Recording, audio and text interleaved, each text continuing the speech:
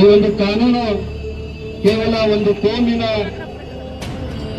ಗುರಿಯಾಗಿಟ್ಟಿಸಿಕೊಂಡು ಒಂದು ಕೋಮಿಗೆ ಒಂದು ದುಡ್ಡು ಗಳಿಸುವ ನಿಟ್ಟಿನಲ್ಲಿ ಇವತ್ತು ಈ ಕಾನೂನನ್ನು ರಚಿಸ್ತಾ ಇದ್ದಾರೆ. ಯಾಕಂತಂದ್ರೆ ಈ ಕಾನೂನಿನಲ್ಲಿ ಬಹಳಷ್ಟು ಆತಂಕಕಾರಿಯಾದಂತಹ ಕಾನೂನುಗಳನ್ನು ಒಳಗೊಂಡಂತಹ ಈ ಕಾನೂನು ಇದಾಗಿದೆ. ಈಗಾಗಲೇ ನಾವು ಏನು ಈ ಬಿಲ್ ಅನ್ನು ರೆಡಿ ಮಾಡಿದಾಗ ಜೆಪಿಸಿ ಕಮಿಟಿಗೆ ಒಪ್ಪಿಸಿದಾಗ ಸಾಕಷ್ಟು ವಿರೋಧಗಳನ್ನು ವ್ಯಕ್ತಪಡಿಸಿದ್ರು ಕೂಡ ಇಲ್ಲಿನ ನಮ್ಮನ್ನಾಳುವ ಕೇಂದ್ರದ ಮೋದಿ ಸರ್ಕಾರ ಈಗಾಗಲೇ 3ನೇ ಅವಧಿಯಲ್ಲಿ ಅಧಿಕಾರದಲ್ಲಿದ್ರು ಕೂಡ ಸಾಕಷ್ಟು ವಿರೋಧವನ್ನು ವ್ಯಕ್ತಪಡಿಸಿದ್ರು ಕೂಡ ಈ ಕಾನೂನನ್ನು ನಮ್ಮ ಮೇಲೆ ಒತ್ತಾಯವಾಗಿ ನೋಡ್ತಾ ಇದೆ ಅಂತಂದ್ರೆ ಇದು ಕೇವಲ ಮುಸಲ್ಮಾನರ ಮೇಲೆ ಇರುವಂತಹ ಒಂದು ದಬ್ಬಾಳಿಕೆ ಅಂತ ಹೇಳಿಕೆ ನಾನು ವಹಿಸ್ತಾರೆ ಬಂದರೆ. ಯಾಕಂದ್ರೆ ಈ ಕಾನೂನನ್ನ ಜಾರಿ ಮಾಡಿ ಅಂತ ಯಾವುದೇ ಉಲ್ಮಾಗಳಾಗಲಿ ಯಾವುದೇ ಮುಸಲ್ಮಾನ್ ಸಂಘಟನೆಗಳಾಗಲಿ ಯಾವುದೇ ಹೋಗಿ ಅರ್ಜಿ ಹಾಕಿರಲಿಲ್ಲ. ಇವರು ಕೇವಲ ಏನು ಹಿಜಾಬ್, ಅಜಾನ್ ಮತ್ತು ಹಲಾಲ್ ಅಂತಹ ಒಂದು ಕೋಮದೇಶದ ಒಂದು ಕಾನೂನುಗಳನ್ನು ರೂಪಿಸುವ ಮುಖಾಂತರ ಇಲ್ಲಿ ತಾರತಮ್ಯ ಮಾಡುವಂತಹ ಒಂದು ಕೆಲಸ ಇಲ್ಲಿಯ ಕೇಂದ್ರ ಸರ್ಕಾರ ಮಾಡ್ತಾ ಇದೆ. ಬಂಧುಗಳೇ, ಇಂತಹ ಕಾನೂನುಗಳು 1000 ಬಂದರೂ ಕೂಡ ಈ ದೇಶದ ಮುಸಲ್ಮಾನರು ಈ ಕಾನೂನನ್ನು ಒಪ್ಪಲಿಕ್ಕೆ ಸಾಧ್ಯ ಇಲ್ಲ ಅಂತ ಹೇಳಿ ಈ ವೇದಿಕೆ ಮುಖಾಂತರ ಹೇಳಿಕೆ ಬಯಸ್ತಾರೆ ಬಂಧುಗಳೇ.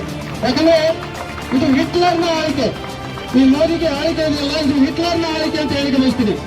ಯಾವ ವ್ಯಕ್ತಿ ಈ ಸ್ವಾತಂತ್ರ್ಯಕ್ಕಾಗಿ ಈ ದೇಶದಲ್ಲಿ ಪ್ರತಿಯೊಬ್ಬರಿಗೂ ಸರ್ವರಿಗೂ ಸಮಪಾಲು ಅಂತ ನೀಡಿದಂತಹ ಮಹಾನ್ ಪುಣ್ಯಾತ್ಮ ಡಾಕ್ಟರ್ ಬಾಬಾ ಸಾಹೇಬ್ ಅಂಬೇಡ್ಕರ್ ಅವರು ಈ ದೇಶದ ಸರ್ವ ಜನತೆಗೆ ಒಂದು ಸಂವಿಧಾನವನ್ನು ಕೊಟ್ಟಿದ್ದಾರೆ. ಆ ಸಂವಿಧಾನದ ವಿರೋಧವಾದಂತಹ ಕಾನೂನನ್ನು ಇಲ್ಲಿಯ ಹಿಟ್ಲರ್ ಸರ್ಕಾರ ಮಾಡ್ಲಿಕ್ಕೆ ಹೇಳ್ತಾ ಇದೆ. ಅದು ಎಂದಿಗೂ ಕೂಡ ನಾವು ಒಪ್ಪಲಿಕ್ಕೆ ಸಾಧ್ಯ ಇಲ್ಲ. ಯಾಕಂದ್ರೆ ಅವ್ರು ಹೇಳ್ತಾ ಇದ್ದಾರೆ, ಈ ಕಾನೂನಿನಲ್ಲಿ ನಾವು ಏನು ಮುಸ್ಲಿಮೇತರರನ್ನು ಈ ಕಾನೂನಲ್ಲಿ ಸೇರಿಸಲಿಕ್ಕೆ ಬಯಸ್ತಿದ್ದೀವಿ ಅಂತೇಳಿ. ಕೇಂದ್ರದ ವಕ್ಫ್ ಬೋರ್ಡ್ನಲ್ಲಿ 21 ಜನ ಇರುವಂತಹ ಸದಸ್ಯರಲ್ಲಿ ಏನು ಒಬ್ಬರು ಮಿನಿಸ್ಟರ್, 2 ಎಂಪಿಗಳು ಮತ್ತು 4 ಜನ ಏನು ಒಂದು ಪ್ರಸಿದ್ಧ ವ್ಯಕ್ತಿಗಳನ್ನು ಸೇರಿಸ್ತೀವಿ ಅಂತ ಹೇಳ್ತಾ ಇದ್ದಾರೆ. 8 ಜನರನ್ನು ಅಲ್ಲಿ ಮುಸ್ಲಿಮೇತರನ್ನು ಸೇರಿಸಲಿಕ್ಕೆ ಹೊರಡ್ತಾ ಇದ್ದಾರೆ. ಇಲ್ಲಿ ನಮ್ಮ ಮಸ್ಜಿದ್, ನಮ್ಮ ದರ್ಗಾ, ನಮ್ಮ ಈದ್ಗಾ, ನಮ್ಮ ಕಬ್ರಿಸ್ತಾನ್ಗಳನ್ನು ಈ ಹಿಫಾಜತ್ ಮಾಡಲಿಕ್ಕೆ ನಾವು ಅನ್ಯ ಕೋಮಿನಿಂದ ಒಂದು ಸಲಹೆಯನ್ನು ಪಡೆದುಕೊಳ್ಳುವಂತಹ ನಿರ್ದೇಶನ ನಮ್ಮನ್ನು ಮಾಡಲಿಕ್ಕೆ ಇದ್ದಾರೆ. ಬಂಧುಗಳೇ, ವಿಚಾರ ಮಾಡಬೇಕು ನಾವು. ಯಾಕಂದ್ರೆ ಕೇವಲ ಇದು ನಮಗೆ ಯಾವ ರೀತಿಯಾಗಿ ಕಾನೂನನ್ನು ತರ್ತಾ ಇದ್ದಾರೆ ಅಂತಂದ್ರೆ, ಈ ಒಂದು ತಪ್ಪು ಕಲ್ಪನೆಯನ್ನು ಏನೋ ಶಾಖೆಯಿಂದ ಕಲಿತಂತ ಒಂದು ತಪ್ಪು ಕಲ್ಪನೆ, ಈ ವಕ್ಫ್ ಭೂಮಿ ದೇಶದಲ್ಲಿ 3ನೇ ಸಂಖ್ಯೆಯಲ್ಲಿದೆ ಅಂತ ಹೇಳಿ ಬಯಸ್ತಾ ಇದ್ದಾರೆ. ಅದು ತಪ್ಪು ಸಹೋದರರೇ. ಕೇವಲ ಏನು ಈಗಾಗಲೇ ನಮ್ಮ ಕಾರ್ಯದರ್ಶಿಗಳು ಹೇಳಿದ ಹಾಗೆ 9,40,000 ಎಕರೆ ಜಮೀನು ಮುಸ್ಲಿಮಾನರದ್ದು ವಕ್ಫ್ ಆಗಿರ್ತದೆ. ಒನ್ಸ್ ವಕ್ಫ್ ಈಸ್ ಆಲ್ವೇಸ್ ವಕ್ಫ್. ಒಂದು ಸರಿ ವಕ್ಫ್ ಮಾಡಿದರೆ ಅದು ಆಲ್ವೇಸ್ ವಕ್ಫ್ ಆಗಿರ್ತದೆ. ಅದು ಅಲ್ಲಾಹನ ಆಸ್ತಿ ಆಗಿರ್ತದೆ. ಆ ಅಲ್ಲಾಹನ ಆಸ್ತಿಗೆ ಯಾರಾದ್ರೂ ಕೈ ಹಾಕಿದ್ರೆ ಇನ್ಶಾ ಅಲ್ಲಾ ನಾವು ಯಾರು ಕೂಡ ಸುಮ್ಮನೆ ಕೊಡ್ಲಿಕ್ಕೆ ತಯಾರಿಲ್ಲ ಅಂತ ಹೇಳಿಕೆ ನಾವು ಬಯಸ್ತೀವಿ. ಯಾಕಂದ್ರೆ ಅದು ನನ್ನ ಆಸ್ತಿ ಅಲ್ಲ, ಅದು ಅಲ್ಲಾಹನ ಆಸ್ತಿ. ಅದು ಪೂರ್ವಜರು ಅಲ್ಲಾಹನ ಹೆಸರಿನಲ್ಲಿ ಬಿಟ್ಟು ಕೊಟ್ಟಂತಹ ಆಸ್ತಿ ಅದಾಗಿರ್ತದೆ. ಆ ಆಸ್ತಿಯನ್ನು ನೀವು ಕೈ ಹಾಕಿ ಆ ಆಸ್ತಿಯನ್ನು ಲೂಟಿ ಮಾಡಲಿಕ್ಕೆ ಇವತ್ತು ಕೇಂದ್ರ ಸರ್ಕಾರ ವಂಚ ಹಾಕಿ ಕುಂತಿದೆ ಅಂತಂದ್ರೆ ಆ ಕಾನೂನನ್ನು ಒಪ್ಪಲಿಕ್ಕೆ ಈ ದೇಶದ ಈ ಬರಾಣಿಯ ಜನತೆ ಅಲ್ಲ, ಈ ದೇಶದ ಪ್ರತಿಯೊಬ್ಬ ಪ್ರಜ್ಞಾವಂತ ನಾಗರಿಕರು ಕೂಡ ಒಪ್ಪಲಿಕ್ಕೆ ಸಾಧ್ಯ ಇಲ್ಲ ಅಂತ ಹೇಳಿ ಬಯಸಿರ್ಬೋದು. ಅಂದರೆ ಬಹಳಷ್ಟು ವಿಚಾರಗಳನ್ನು ಸುಮಾರು 21 ಕಾನೂನುಗಳನ್ನು ತಿದ್ದುಪಡಿ ಮಾಡಲಿಕ್ಕೆ ಹೊರಟಿದ್ದಾರೆ. 14 ಕಾನೂನುಗಳನ್ನು ಈಗಾಗಲೇ ಕಾನೂನನ್ನಾಗಿ ರಚನೆ ಮಾಡಿದ್ದಾರೆ. ಅದರಲ್ಲಿ 6 ಕಾನೂನುಗಳು ಅತ್ಯಂತ ಮಾರಕವಾಗಿದ್ದಾವೆ. ಆ ಒಂದು ಕಾನೂನಿನಲ್ಲಿ ಇವರು ಹೇಳ್ತಾ ಇದ್ದಾರೆ, ಯಾವ ಒಬ್ಬ ಮುತುವಲ್ಲಿ ಸಚ್ಚಾರಿತ್ಯವಂತರಾಗಿರ್ಬೇಕು ಅಂತ ಹೇಳಿ ಇವರು ಡೈರೆಕ್ಷನ್ ಕೊಡ್ತಾ ಇದ್ದಾರೆ. ಬಂಧುಗಳೇ, ನಮ್ಮ ಉಲಮಾಗಳು, ನಮ್ಮ ಹಾಫೀಸ್ಗಳು, ನಮ್ಮ ಏನೋ ಉಲಮಾಗಳು ಅವರ ಚಾರಿತ್ರ್ಯದ ಬಗ್ಗೆ ಎಣಿಸಲಿಕ್ಕೆ ಹಿಂಗೆ ಯೋಗ್ಯತೆ ಇಲ್ಲ ಅಂತ ಹೇಳಿಕೆ ನಾನು ಬಯಸ್ತೀನಿ. ಬಂಧುಗಳೇ, ಅವರ ಯೋಗ್ಯತೆ ನಿನಗೆ ನಾಚಿಕೆ ಆಗಬೇಕು. ಅಂತಹ ಒಂದು ವ್ಯಕ್ತಿತ್ವವನ್ನು, ಅಂತಹ ಒಂದು ದೇಶದ್ರೋಹಿ ಆಡಳಿತ ಮಾಡುವಂತಹ ಮೋದಿ ಸರ್ಕಾರ ಮತ್ತು ಇವತ್ತು ನಾವು ಸಾಕಷ್ಟು ರೀತಿಯಲ್ಲಿ ನಾವು ವಿಚಾರವನ್ನು ಮಾಡಬೇಕಿದೆ. ಇದೇ ರೀತಿಯಾಗಿ ಇವತ್ತೇನು ಮುಸ್ಲಿಂ ಪರ್ಸನಲ್ ಲಾ ಬೋರ್ಡ್ ಒಂದು ಕರೆಯನ್ನು ಕೊಟ್ಟಿದೆ. ದೇಶದಾದ್ಯಂತ ನಾವು ಪ್ರತಿಭಟನೆಯನ್ನು ಮಾಡ್ತಾ ಇದ್ದೀವಿ. ಪ್ರತಿಭಟನೆ ಇಲ್ಲಿಗೆ ಮೊಟಕುಗೊಳ್ಳೋದಿಲ್ಲ ಸೋದರರೇ. ಈ ಕಾನೂನು ಎಲ್ಲಿವರೆಗೂ ಹಿಂಪಡೆಯುವುದಿಲ್ಲವೋ, ಈ ಕಾನೂನನ್ನು ಎಲ್ಲಿವರೆಗೂ ಕಸದ ತಿಪ್ಪಿಗೆ ಹಾಕೋದಿಲ್ಲವೋ ಅಲ್ಲಿವರೆಗೂ ಕೂಡ ನಮ್ಮ ಹೋರಾಟ ನಿರಂತರವಾಗಿರ್ತದೆ ಅಂತ ಹೇಳಿ ನಾನು ಬಯಸ್ತೀನಿ ಬಂದರೆ. ಯಾಕಂದ್ರೆ ಇದು ಕೇವಲ ಒಪ್ಪುವಂತಹ ಕಾನೂನು ಅಲ್ಲ. ಇವತ್ತು ನಮ್ಮ ಅಲ್ಲಾಹನಲ್ಲಿ, ನಮ್ಮ ಶರೀಯತ್ನಲ್ಲಿ ಕೈ ಹಾಕುವಂತಹ ಕೆಲಸ ಇವತ್ತಿನ ಸರ್ಕಾರ ನಮ್ಮನ್ನು ಮಾಡ್ತಾ ಇದೆ. ಇದು ಯಾವತ್ತೂ ಸಂವಿಧಾನದ ವಿರುದ್ಧವಾದಂತಹ ಕಾನೂನು ಇದಾಗಿದೆ. ಇದು ಡಾಕ್ಟರ್ ಅಂಬೇಡ್ಕರ್ ಅವರ ಸಂವಿಧಾನಕ್ಕೆ ವಿರೋಧವಾದಂತಹ ಕಾನೂನು ಇದಾಗಿದೆ.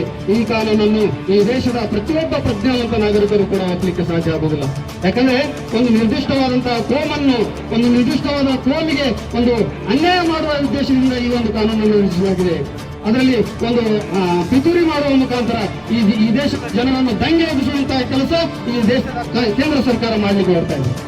ಕೇವಲ ಮುಸಲ್ಮಾನರು ಏನು ಚುನಾವಣೆ ಸಂದರ್ಭದಲ್ಲಿ ಓಟಿಗಾಗಿ ನೋಟಿಗಾಗಿ ಮಾರ್ಕೊಳ್ತಾರೆ ಅಂತೇಳಿ ಭಾವಿಸಿದ್ರೆ ಅದು ತಪ್ಪು ಕಲ್ಪನೆ ಮೋದಿಯವರು ಅಂತ ಹೇಳಿ ನಾನು ಬಯಸ್ತೀನಿ. ಯಾಕಂದ್ರೆ ಪ್ರತಿಯೊಬ್ಬ ಮುಸಲ್ಮಾನರು, ಪ್ರತಿಯೊಬ್ಬ ಯುವಕರು ಕೂಡ ಇವತ್ತು ಪ್ರಜ್ಞಾವಂತರಾಗಿದ್ದಾರೆ. ನೀವು ಸಾಕಷ್ಟು ಅಜೆಂಡಾಗಳನ್ನು ತರಬಹುದು. NRC/CA ಅಂತ ಕಾನೂನುಗಳನ್ನು ತಂದಾಗ ಕೂಡ ನಾವು ರೋಡಿನಲ್ಲಿ ಒಂದು ಪ್ರತಿಭಟನೆಯನ್ನು ಮಾಡ್ತೇವೆ. ನಾವು ಅದಕ್ಕಾಗಿ ಸಾವಿರಾರು ಜನರು ಪ್ರಾಣ ತ್ಯಾಗ ಮಾಡಲಿಕ್ಕೂ ನಾವು ಸನ್ನದ್ಧರಾಗಿದ್ದೇವೆ. ಆದರೆ ಯಾವತ್ತಿಗೂ ಕೂಡ ಈ ಕಾನೂನನ್ನು ಒಪ್ಪಲಿಕ್ಕೆ ನಾವು ಸನ್ನದ್ಧರಾಗಿಲ್ಲ ಅಂತ ಹೇಳಿಕೊಳ್ಳುತ್ತೇವೆ. ಯಾಕಂದ್ರೆ ಇಲ್ಲಿ ನಾವು ದಫನ್ ಮಾಡುವಂತ ಕಬ್ರಸ್ಥಾನದ ಒಂದು ಮೈಯತ್ತಾದ್ರೆ ಒಂದೇ ಒಂದು ಉದಾಹರಣೆ ತಮ್ಮಂತೆ ಹೇಳಿಕೆ ಬಯಸ್ತೀನಿ. ಇವತ್ತು ತರುವಂತ ಕಾನೂನು ಯಾವ ರೀತಿಯಾಗಿದೆ ಅಂತಂದ್ರೆ, ನಮ್ಮ ಮನೆಯಲ್ಲಿ ಏನಾದ್ರೂ ಒಂದು ಮೈಯತ್ತಾದ್ರೆ ನಾವು ಹೋಗಿ ತಹಸೀಲ್ದಾರ್ನ ಉನ್ನತ ಅಧಿಕಾರಿ ಹತ್ರ ಒಂದು ಪರವಾನಗಿ ತಗೊಂಡು ದಫನ್ ಮಾಡುವಂತ ಒಂದು ವ್ಯವಸ್ಥೆ ನಿರ್ಮಾಣ ಮಾಡಲಿಕ್ಕೆ ಹೋಗ್ತಾ ಇದ್ದಾರೆ. ಸ್ವಾಮಿ, ಇವತ್ತೇನಾದ್ರೂ ಶುಕ್ರವಾರ ಇದೆ ಅಥವಾ ಸ್ಯಾಟರ್ಡೇ ಇದೆ, ನಮ್ಮ ಮನೆಯಲ್ಲಿ ದಫನ್ ಮೈಯತ್ತಾಯ್ತು ಅಂದ್ರೆ ಶನಿವಾರ ಮತ್ತು ಐತವಾರ 2 ದಿವಸ ಮನೆಯಲ್ಲಿ ಇಟ್ಟುಕೊಂಡು 3ನೇ ದಿವಸ ದಫನ್ ಮಾಡುವಂತ ಒಂದು ಅವಸ್ಥೆ ನಿರ್ಮಾಣ ಮಾಡಲಿಕ್ಕೆ ಇವತ್ತು ಕೇಂದ್ರ ಸರ್ಕಾರ ಹೋಗ್ತಾ ಇದೆ. ಆ ಕಾನೂನನ್ನು ನಾವು ಒಪ್ಪಲಿಕ್ಕೆ ಸಾಧ್ಯವಿಲ್ಲ. ಯಾಕಂದ್ರೆ ಇದು ನಮ್ಮ ಪೂರ್ವಜರು ಅಲ್ಲಾಹನ ಹೆಸರಿನಲ್ಲಿ ಕೊಟ್ಟಂತ ಆಸ್ತಿ ಇದಾಗಿರ್ತದೆ. ಈ ಆಸ್ತಿ ಬಿಟ್ಕೊಳ್ಳಿಕ್ಕೆ ನಾವು ಸರಿಯಲ್ಲ. ನೀವು ಎಷ್ಟೇ ಸ್ವತಂತ್ರ ದುಡ್ಡು ಮಾಡಿದರು, ಎಷ್ಟೇ ಮಾಡಲಿಕ್ಕೆ ಹೋಗಿ ಈಗಾಗಲೇ ದೇಶವನ್ನು ಮಾರಿದ್ದಾರೆ. ದೇಶವನ್ನು ಹಲವಾರು ಹಂತಗಳಲ್ಲಿ ಈ ದೇಶವನ್ನು ಮಾರಿದ್ದಾರೆ. ಆದರೆ ಇದನ್ನು ಕೂಡ ನುಂಗಲಿಕ್ಕೆ ಹೊರಡಿದ್ದಾರೆ ಸನ್ಮಾನ್ಯ ಮೋದಿಯವರೇ. ನಾನು ಈ ಮುಖಾಂತರ ನಿಮಗೆ ಒಂದು ಎಚ್ಚರಿಕೆಯನ್ನು ಕೊಡ್ತೇನೆ. ಒಬ್ಬ ಅಂಬಾನಿಯ ಮನೆಯನ್ನು ಉಳಿಸಲಿಕ್ಕೆ ನೀವು ಒಂದು ಕಾನೂನನ್ನು ರಚಿಸ್ತೀರಿ ಅಂತಂದ್ರೆ, ಈ ದೇಶದಲ್ಲಿ 25 ಕೋಟಿಗೂ ಅಧಿಕ ಮುಸಲ್ಮಾನರು ಇದ್ದೇವೆ. ಈ ಎಲ್ಲರ ಮನೆಗಳನ್ನು ಉಳಿಸಲಿಕ್ಕೆ ನಿಮಗೆ ಒಂದು ನಿದರ್ಶನ ಬರಲಿಲ್ಲ ಅಂತ ಕೇಳಿಕ್ಕೆ ನಾನು ಬಯಸ್ತೇನೆ. ಅಂಬಾನಿಯ ಮನೆ ಉಳಿಸುವುದಕ್ಕೋಸ್ಕರ